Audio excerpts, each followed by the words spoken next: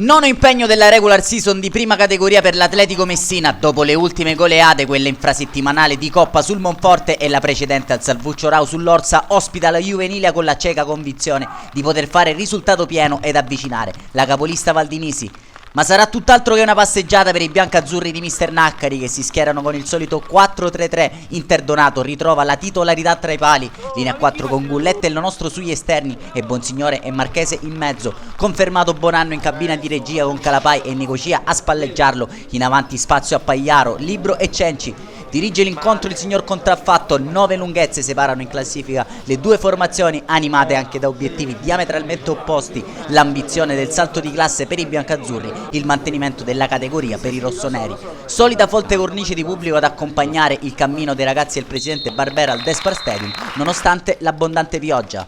Grazie alle solite immagini a cura di Wii Sport abbiamo scoperto tutti i protagonisti di questa sfida, che si apre col primo possesso gestito dai ragazzi Capitan De Tommasi in completo nero. Prima occasione però all'ottavo di marca biancazzurra, che prova a dettar legge in casa, dribbling ubriacante di Libro che lascia sul posto San Filippo, cicca il pallone Bonsignore, arriva però Cenci, si deve immolare un difensore della Juvenilia per negare il vantaggio dell'Atletico Messina, che ci riprova al 14esimo con Nicocia dai 20 metri. Il suo sinistro dà solo l'illusione del gol. Il mancino del numero 7 biancazzurro risulterà un must di questa gara. Da un 7 all'altro dal mancino di Losurdo, che prova a pescare Privitera in area. La sua torsione è ottima, non inquadra però lo specchio della porta a difesa da Interdonato. Ancora Nicocia, ancora allora a sventagliare all'altro lato, trova il tuffo plastico di Calapai, ci mette i guantoni però Ameli.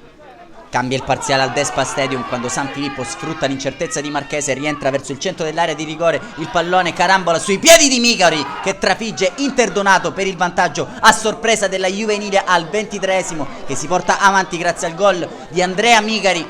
Bella però la progressione del giovane numero 11 in completo nero. Risponde dopo un giro di lancette l'Atletico Messina con questo mancino di Nicocia. Pesca dal cilindro un sinistro mirabolante che si spegne all'incrocio dei pali, potente e preciso, non può nulla Meli. Trova il pareggio l'Atletico Messina con l'uomo migliore fin qui, Antonio Nicocia, numero 7. Prova a fare lo stesso dall'altro lato Nino De Tommasi sugli sviluppi di un calcio piazzato. Il suo destro è centrale, il pallone però è viscido, non se la sente Interdonato di bloccare in presa. Sventaglia Pagliaro, prova a sfruttare l'incertezza della retroguardia della Juvenilia. Libro che calcia però malissimo col destro.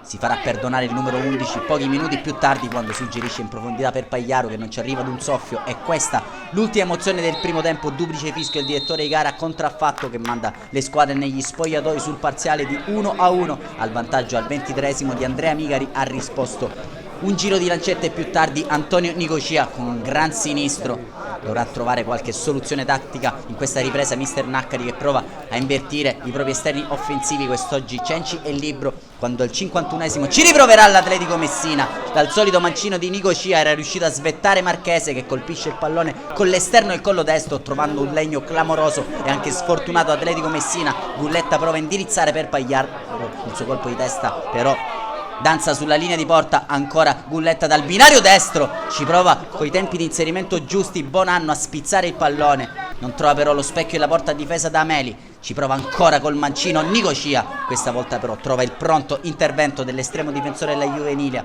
Da un calcio di punizione ad un altro si accendono gli animi in campo. Antonio Losurdo ci proverà dalla sua mattonella, va sulla barriera, vola Interdonato a negare la gioia al numero 7 di Mister Cannao, da riapprezzare a rallenti. Entrambi i gesti tecnici non basterà al portiere però dell'Atletico Messina per mantenere la propria porta inviolata. Dal corner che ne consegue, dallo spigolo dell'area di rigore, Losurdo trova la porticina interna della rete per il vantaggio della Juvenilia, che si riporta avanti al Despar Stadium al 73esimo con questa meraviglia di Anthony Losurdo, che fa esplodere di gioia i propri dirigenti e tifosi.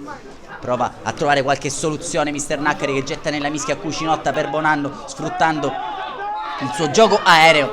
Si immola però Privitera sul tentativo di Cenci, trova comunque il gol del pari Atletico Messina. Gulletta dal binario destro, si avvita Pagliaro, ancora il bomber biancazzurro trova la via della rete e il 2-2 per il suo Atletico Messina. In qualche modo la torsione da attaccante vero sorprende Ameli, non può nulla Privitera. In questo caso vengono premiate le continue percussioni. Gulletta a destra avrà l'occasione di portare a casa i 3 punti, però Calapai è sfortunato a trovare la faccia alta della traversa. Ancora un'occasione proprio al 90esimo per l'Atletico Messina, con Pagliaro che entra in area, atterrato da Privitera. Non c'è nulla per il direttore di gara, sembra piuttosto netto l'atterramento ai danni dell'attaccante dell'Atletico Messina, che non si perde d'animo. Nicosia ci prova con quest'ultimo pallone in the box. Calapai stoppa meravigliosamente cercando il pallonetto. Proprio sul triplice fischio finale l'Atletico Messina manca l'occasione per portare a casa un'altra vittoria. Viene frenata al Despar Stadium dalla Juve Emilia per 2-2. Un saluto da Claudio Costanzo e alla prossima.